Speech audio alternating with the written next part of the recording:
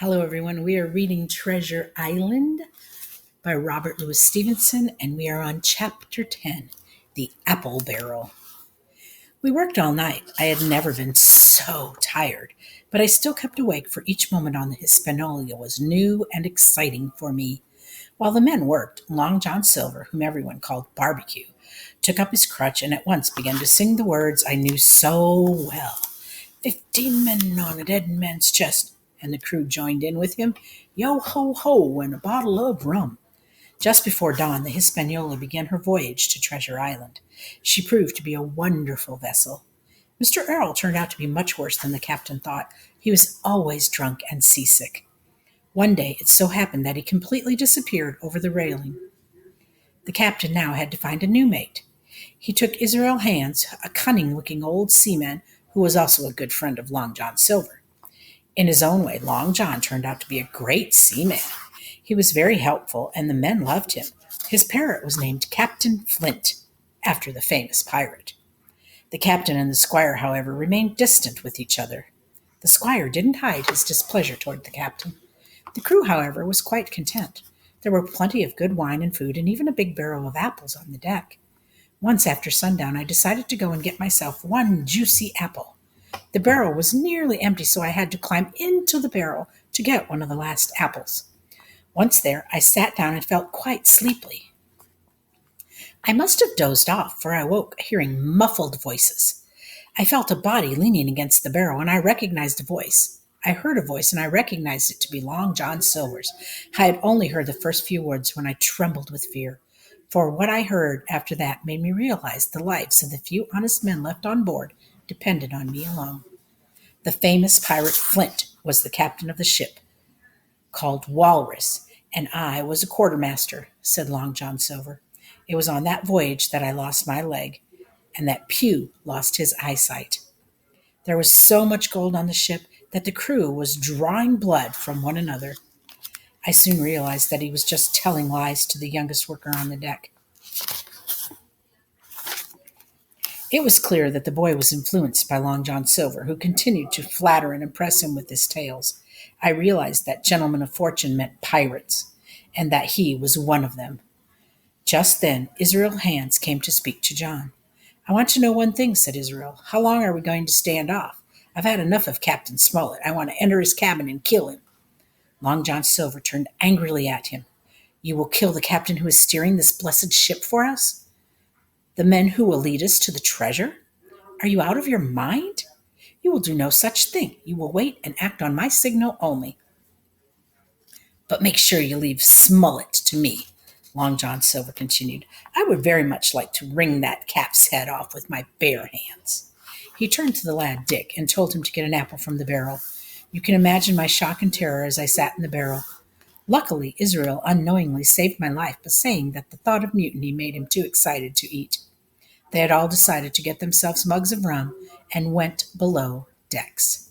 Suddenly, at that moment, a moon rose up and a shout rang out over the ship. Land ho! Chapter 11, Council of War. Everyone started running onto the deck to see the land. The crew gathered at the stern of the ship, including Dr. Livesley and myself. The fog had lifted, and in the moonlight we saw the distance of two low hills, about a couple of miles apart. Rising behind one of them was a third and higher hill, whose peak was still buried in the fog. I heard Captain Smollett giving orders for the ship to dock. He then turned toward us and asked if any of us had been to this land before. Yes, sir, replied Long John Silver. I came here when I worked as a cook and a trader. This island is called Skeleton Island, a place where the pirates lived. He also explained that the big hill, whose peak was still buried in the fog, was called Spyglass, and this was because the hill was used as a lookout by the pirates when they wanted to unload the loot from their ships. On hearing this, the captain asked Long John Silver to identify whether this was the same place as shown in the map. Long John was disappointed that the map was not the one that belonged to the dead captain, but a freshly drawn map. He confirmed that this was the same place, and he told the captain to drop the anchor. The captain then ordered Long John to go down below decks. As Long John passed by me, he laid a hand on my shoulder, telling me that I would enjoy the island. I shuddered. I was scared of his cruelty. his duplicity, and his power ever since I had overheard his cunning conversation. Captain Smollett, the squire, and Dr. Livesley were talking together on the quarterdeck. I was longing to tell them what I had overheard from inside the apple barrel. However, I didn't want to disturb them. Just then the doctor called me to his side. As soon as I was near enough to speak and not be overheard, I said, "Doctor, let me speak. Get the captain and the squire down to the cabin and make some pretense to send for me. I have some terrible news." The doctor's face showed no worry as he turned toward the squire and the captain. They spoke for a while, and though no one gave any signs of concern, I knew that the doctor had given them my message. The captain called all his crew on the deck and told them that the place that they had been sailing to had been reached. He praised them for their wonderful job they had done to reach there, and informed them that the squire, the doctor, and he were going down to drink to everyone's health. The crew cheered after him, and the cheer was so full and hearty that it was difficult to believe that these were the very men who were after our blood. Soon afterward they called for me.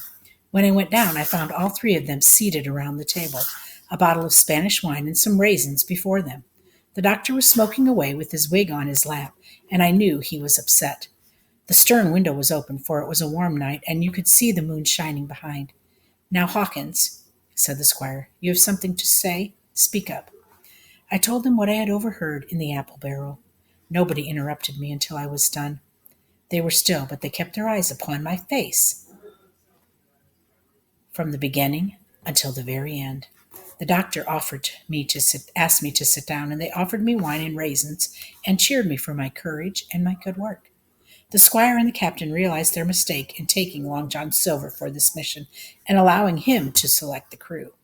They were shocked that the crew they were trusting actually wanted to harm them for the treasure. The captain then chalked out a plan. His plan had 3 steps. He said, "Firstly, we must go on because we can't turn back. If I order the crew to leave now, they will rise to fight. Secondly, we have time before we get to the treasure. And thirdly, there will be some crew members who can be trusted. We will plan our move when they are least expecting it." They identified the trustworthy crew to be the squire's 3 servants, myself, the doctor, the squire, and the captain himself. I was given the responsibility to keep a lookout for any odd happenings and to keep my ears open for any further news. I began to feel pretty desperate and helpless, and yet it was indeed through me that safety came. However, the truth was that there were only 7 out of the 26 on whom we knew we could rely, and out of these 7, one of them was a boy. And that is the end of chapter 11.